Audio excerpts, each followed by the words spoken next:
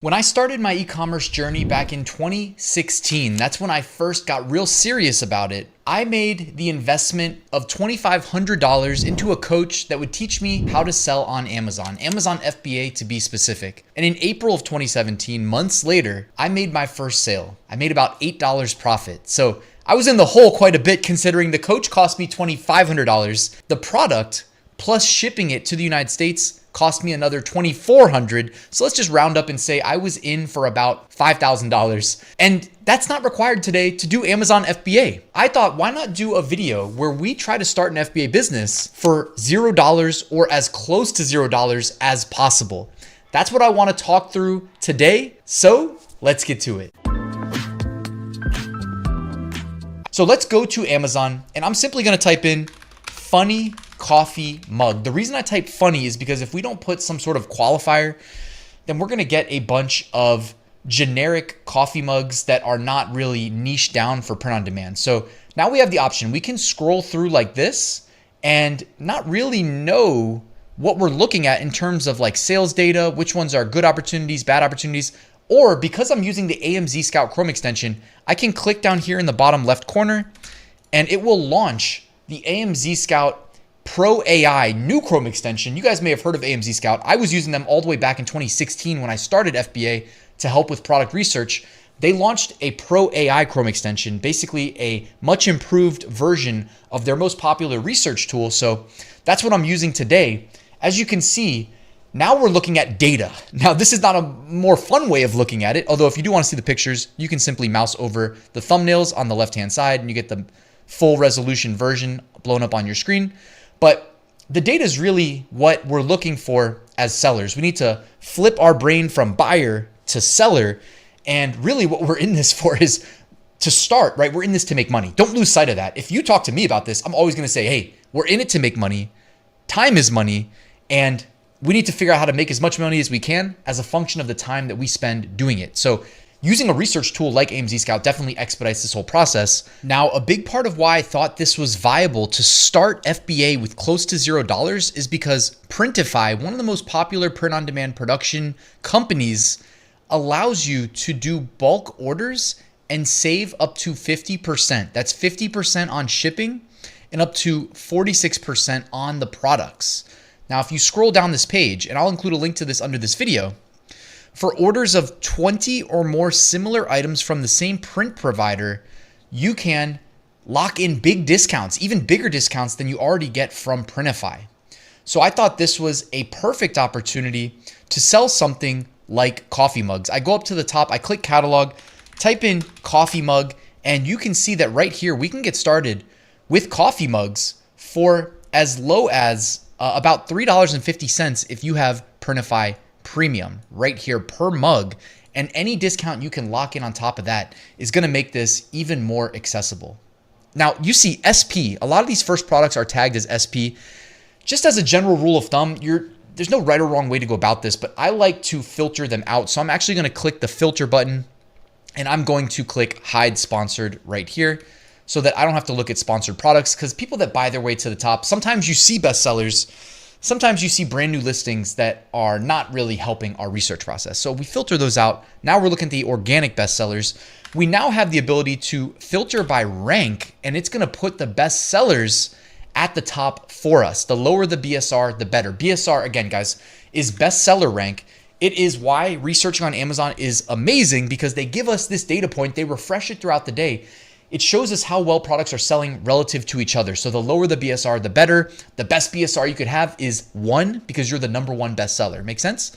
So AMZScout's putting that right there, and we can filter by BSR.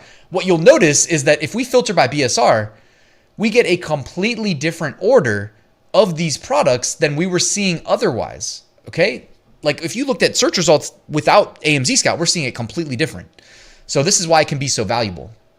Now, just so you know too, you can download all this data. If you work with a VA or something like that, or you want to hire somebody on Fiverr to help expedite the research process, you can literally click the download CSV and you can send that over to them and say, hey, find a good coffee mug or two in here. So now it's like the research, and let's just, we're putting our brain on get an idea of what is selling. So we see a seize the day mug right here. Now that's not a coffee mug I'm aware of in the Printify catalog, but that's okay. Sometimes we can take the general gist of why people buy it and then make our own version of it, sell it on a 11-ounce mug that's in Printify. The next one, sometimes you forget you're awesome, so this is your reminder. Next one, I came, I saw, I forgot what I was doing, went back, got distracted, and have no idea what's going on. Is this my cup? I have to pee. Next one, the Trump ones. We saw these selling really well in his first term as president. You're a really, really great dad. The best, really terrific, just fantastic. The other dads, losers. Next one, I'd punch a bee. I try not to curse in this on my YouTube channel. I'd punch a bee for you right in the throat. Nice. One more. Okay, like a Lego mug. I don't know if we have the ability to sell those, but I'm looking for stuff like this where we can make our own version in print on demand relatively easily. We don't need to sell the exact same product, by the way. That shouldn't be, I think, your goal. It should be to just kind of figure out like why people buy it. Some people might buy this because they want a pink mug. Other people, though, probably buying it because it's a really funny design, simple text-based design right there on the mug that we could easily replicate. Now, doing research on the designs is one thing. And as you saw, we filter by BSR using AMZScout. Now we can see the best sellers to worst sellers. And as we scroll down, there's many, many more. Additionally, we want to look at what is the other information. You can see here, we have the brand. Not that useful if you ask me. We have the category. Again, that's not really that useful. I've been selling on Amazon for a long time. I know it's kitchen and dining for coffee mugs. We have a product score. Okay, now I actually breezed past some of the most valuable information you might want to see right away when you open AMZScout. You see how it says product score right here in this column? It's grading each product on a one-off basis. Okay, but up here at the top, it grades the entire niche opportunity for us. So it's looking at the averages of the entire page one of data on Amazon. It's looking at 48 results, average monthly sales, 1,351. So this is certainly a big upside opportunity on these keywords, right? If it says funny coffee mug, this is just discovery. There's many other keywords driving sales to these listings, okay? We're just looking at like probably the most valuable keywords that you can rank on in funny coffee mug. That's why the average sales is so high. Average monthly revenue, $27,000. That's insanely high. Average price, $15.33. Interesting. All right. That's one thing to note. Don't feel bad if that seems really lower than you expected because you're able to charge whatever you need to charge to be profitable within reason.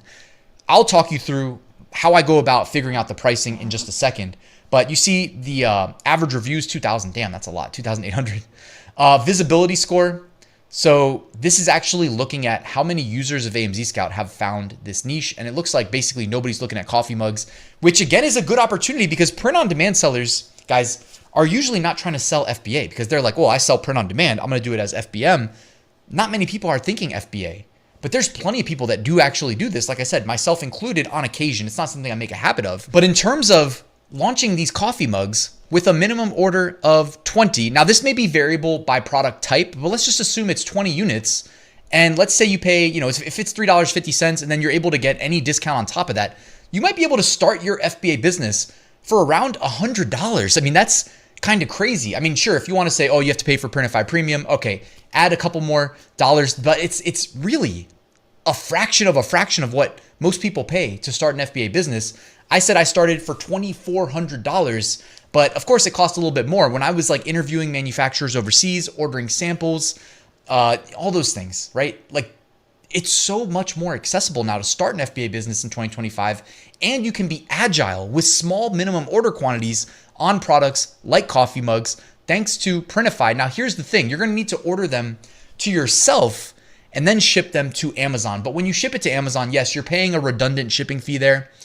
But I mean, until these print providers can ship directly to Amazon for you, it just is what it is. But again, you're getting the shipping discount here with the bulk orders. And when you create the inbound shipment in your Seller Central, you buy your shipping through Amazon at their dirt cheap rate. So also factor that in. It's really cheap. It's about as cheap as you'll ever find in terms of shipping. So now we need to figure out profit, okay? When we look at the price column right here, that's telling us what they are charging. Okay, that's what they are passing to their customer, that their customer must pay. These are FBA products, almost assuredly. So and also it is because it says FBA fees right here. When you see an FBA fee, you know it's being sold as fulfilled by Amazon. That means you need to take the price deduct the FBA fees, and then it yields the net. Okay, so AMZScout's literally giving you the net profit right here. Of course, from that number, you need to deduct what it cost you from Printify when you went through the bulk order process. So that means the per mug and per shipping. If you order 20 mugs, whatever you pay, divide to get the unit price by the number of units you ordered and divide by the shipping price by the number of units you ordered. That's your per unit price. Deduct that from the net column and you've got basically your profit. You know what I mean? And then do a little bit of math, figure out what your margins are. These margins always look a little bit inflated in AMZScout because they don't know the actual unit cost for the product, but they know everything else, right? Only we can know as the seller the unit cost. So that's about it. I mean, starting FBA used to have bigger barriers to entry than they do today. And I love the idea of doing it with print on demand because I've been kind of talking about this through the scope of maybe we launch a single mug, but you can launch multiple. Like look at all these bestsellers we have here. You can launch theoretically like one of each of them. I don't know if that's the most optimal way if you've never done it before, but you could certainly launch. There's some funny ones on these mugs. Something like this, simple text-based design. Printify certainly has the two-tone mugs. It says something funny. I came, I saw, I forgot what I was doing, went back, got distracted, have no idea what's going on. Is this my cup? I have to pee. Like we've seen a couple of those now. So in terms of like a validated idea, we haven't tried that hard to look at the trending designs and we've already seen this at least twice. Perhaps you start here. If it doesn't work, and in terms of not working, I mean, how do you even define that? It's hard not to sell a mug that is a bestseller on the keywords funny coffee mug that has massive discernible demand.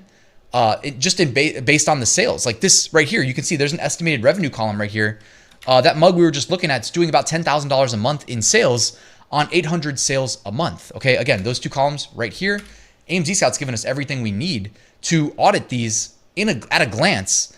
They have up here the niche score as well. Now, I just like to be honest. Like I'm not the biggest fan of trying to distill down basically 50 products on page 1 into a single numeric score between 1 and 10, but they do attempt to do that, right? They're using their own algorithm here behind the scenes. They're integrating AI. They're doing the best they can at AMZScout to make this work and give us at a glance a good audit of this opportunity. So I'm not saying it's useless. I'm just saying that like if I'm investing my own money in an FBA product, I don't just rely on this single metric. I like to get in the weeds, auditing my competition, looking at things like how long have they been on Amazon. Obviously, the longer we've been on Amazon, the better, right? You start with no sales, then you get the first sale, which is the hardest. Then you get more sales, you get more reviews, and it starts to snowball, right? But don't look at somebody who's been on Amazon for years and think, oh, I'll never do that, right? That's the type of thing they actually look at here when you look at the niche score or when you do the AI analysis. We'll look at that in just a second here in AMZScout, but so it generated an overall score of 6 out of 10 for funny coffee mug. A lot of the things you look at, by the way, like AMZScout's not trying to mislead you. If it thinks it's a bad opportunity, it'll be a low score. Okay, 6 out of 10 is like okay. But at the same time, I'm not trusting this as the sole point of like decision-making discretion. This is just a starter for me. Like if I came and it said overall score 1 or 2, I'll just move on right away. If it says 6, I'm like, all right, I'm gonna do some digging, right? Profit margin high. Desired prices in the $15 to $40 range. I think a sweet spot for us would be like $19.99. Sourcing them from Printify. Low margin, so you'll need to sell a lot to profit. But based on what we saw on page 1, you saw like there are listings doing 800 sales a month. And by the way, the fact that we can see how many sales a month it's doing right here helps us project how many we need to order with our initial order and then our reorders. As we start to make sales, we climb an organic rank. Demand scales with your organic rank. I mean, organic rank on Amazon literally translates to more eyeballs on your products, which leads to more sales, which means with FBA, we need to pre-purchase these. It's not like FBM where then it goes to the printer and the customer receives their product 5 days later. This is fulfilled by Amazon. We've already paid for it and the customer gets their product in a day or two, right? So I just wanted to point that out. Demand very high, but it says this is an old niche. Now, again, it's not really a niche when we say funny coffee mug, right? We're not in the actual niches per se. So I'm willing to look past that one as a knock on this opportunity. And then in terms of competition, it says medium. It's an unsaturated niche, very few AMZ sellers. And again, that's probably on a relative basis because we know most coffee mugs on Amazon are fulfilled by merchant, which is everything that's not FBA basically. Very low top brand competition. So the famous brands are not competing in the funny mug. They're competing on like mugs, right? When you type in coffee mug and you start to see like the tumblers and whatnot from the big brands, that's when you start to get like Stanley and stuff like that, right? But we're not competing with them. Low quality listings, that's good. Probably because a lot of those third-party listings that are FBM don't take too much time to optimize, which makes sense. And that's a feather in our cap as an edge for FBA sellers. Monopolistic niche, you compete with a few strong sellers, as is most of the case on Amazon. Many reviews. Again, the best sellers tend to have a lot of reviews. Also, we're looking at page 1 right now. So if we go to page 2 and we run AMZScout again, the data is going to be a little bit different. So when it says many reviews on page 1, might not be the case on page 2. So worth pointing out. High average rating, so customers are happy. It's page 1. Of course, they're going to have high reviews too. That factors strongly into Amazon's algorithm for what to put on page 1, etc. You can click the arrow here and you can see even more information on AMZScout. So I just wanted to point that out. Page sales share. So they try to give you a percentage breakdown on all of page 1. What percentage of the overall market share does each listing represent? So this tumbler right here apparently represents about 15%. The next one, the Stanley, represents 7.6%. If we're coming in, we're not a big brand. We're just selling, one-off kind of print on demand that we transition over to FBA. By the way, this is a great opportunity for your best sellers. If you're already selling mugs, you should strongly consider doing something like this because I know plenty of people that have been doing this that it really bolsters their sales. Not that you must do it to be successful, but this is something I learned about back in like 2017. So trust me, it's not my first time thinking about this. But in terms of 2025 and kind of getting a resurgence into the FBA side of things, for somebody that's looking for like what's next for their print-on-demand business, a more established seller, it's something you maybe should consider because again, low cost, low downside, big upside, right? It's not big upside in that you're going to make like $1,000 from $100. It's big upside in that you sell out of your first order, you reorder, you order more units, and then you continue to rank your listing higher and higher and higher on more valuable keywords. So you can see page sales share, revenue share, number of reviews. I don't like to psych myself out about my competition having too many reviews. Again, guys, like you can get 1,000 reviews on a product over time. It's not going to happen most likely in the first month of your presence on Amazon. I think that would set off a big flag actually if it did. You can see other things, the ratings, average rating, the weight, the variance, etc., the seller type. If you see the FBA fees, you can usually assume right away that it's sold by Amazon, especially if it's on page 1 of some really high value keywords. Now I mentioned the AI analysis. So if you click this, it's going to do what it sounds like. Use AI to do an analysis on the entire niche as an opportunity. And you can see here, it generates an idea of how to improve the products based on analyzing the most popular product out of all of page 1. Now, you also have the ability to go to a product detail page on Amazon. So instead of just allowing it to select which product to analyze, you can go to whichever product you're considering selling something similar to, run this, and it'll again do another analysis. By the way, when you're in a competitive niche and it has all these reviews to look at, you're going to get the best data. It's looking at, everything available on the product listing. And basically, just to give you an idea, it says rationale. Consumers love options, especially when it comes to products like mugs. So it's saying tip for improvement, introduce more design variants, which is actually a great idea too, both on Amazon and Etsy. If you've seen some of these really top performing listings, they will create variations with different designs altogether, increasing the overall conversion rate of the product listing. Now, estimated impact on metrics. The first thing, what do you know? It says this could increase your conversion rate by 10 to 15%. I would imagine even more potentially. Increase your sales overall, increase revenue as a function of increased sales, and increase your reviews as a function of the aforementioned too. And then you've got the AI product insights here as well. Again, it's on a per product basis, so it just looked at the #1 bestseller. It gives you the strengths, gives you the weaknesses, limited by number of reviews, for instance, representing opportunity if it doesn't have a lot of reviews yet. Obviously, those come with time as you sell more. Product being sold by a single seller could limit market reach and distribution efficiency. Now, the single seller thing, I'm not worried about that. In an ideal world, we're always the only seller on our product listings. Otherwise, you're competing for the buy box. So honestly, though, you could also jump on somebody else's listing. Theoretically, I'm not saying you should, but that is how Amazon intended. They don't want duplicate listings in their catalog. if you're selling something that somebody else already created as a listing in their catalog, they want you to click where it says have one to sell and then put an offer in terms of what you're willing to sell for. Typically the lowest price gets the buy box, gets the sale when a customer goes and clicks add to cart. Opportunities, expanding product variations or similar designs could capture a larger audience and repeat buyers. Love that. That's when I say double down on what's working, right? The new saying is don't just double down on what's working, launch it as an FBA product as well. Leveraging social media marketing could tap into communities, additional customer base, etc. Collaborations with influencers as well could boost visibility. Threats, market competition from other novelty and humorous mug designs could erode market share. Love that. Consumer preferences might shift away from humorous or sarcastic products, affecting demand, and price sensitivity may deter some potential buyers, given the relatively high price point for a mug. And that's where it's like, hey, this is just looking at the existing product. Like we said, it's looking at this specifically. They give you the link so you can open it up. Okay. We have control over our price point, so we can do whatever we want to do. $15.99. I mean, that's a pretty good price though. I was saying $19.99, I think is just fine when you have the Prime eligible check mark on your listing. As you can see here, Prime members get free delivery tomorrow. So literally 24-hour delivery.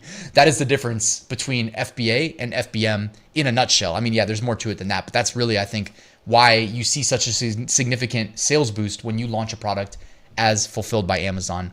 Of course, the potential downside is the money you invest to launch it, but with Printify's bulk orders, order 20 or more of a similar product from the same print provider and lock in a discount. I love the idea of doing it with a white coffee mug. Simple, not high startup costs. And with that, you can launch your print-on-demand FBA business in 2025 for as close to $0 as I think is realistically possible. So let me know your thoughts in the comments though, if you have any interest in doing this. And I wanted to make sure I mentioned that with your AMZScout subscription, you get access to a full Amazon FBA course from multiple coaches that collaborated on it. And you get like one-off masterclasses. So they have a learning tab here, and under the learning tab, again, you can go down here to masterclasses. The first one, by the way, launch your brand with a $3,000 budget. That's the course we were just looking at, but now you've got the masterclass episodes from a number of different coaches as well. So I wanted to make you guys aware that this is here, and you can learn from people that have been doing it for a really long time, that are successful, basically that check every box of what you'd want in a coach. I used a coach when I got started. I paid $2,500 and ended up selling millions of dollars on Amazon as a result. So I can't say that that's a certainty for you if you try to replicate this, but like for sure, it all starts with the first step. You know what I mean? And instead of you having to spend $2,400 on your first product like I did, I love the idea of using print on demand to do that. So again, everything you need to get started is going to be available underneath this video if you want to start your FBA business using print on demand products for as close to $0 as possible.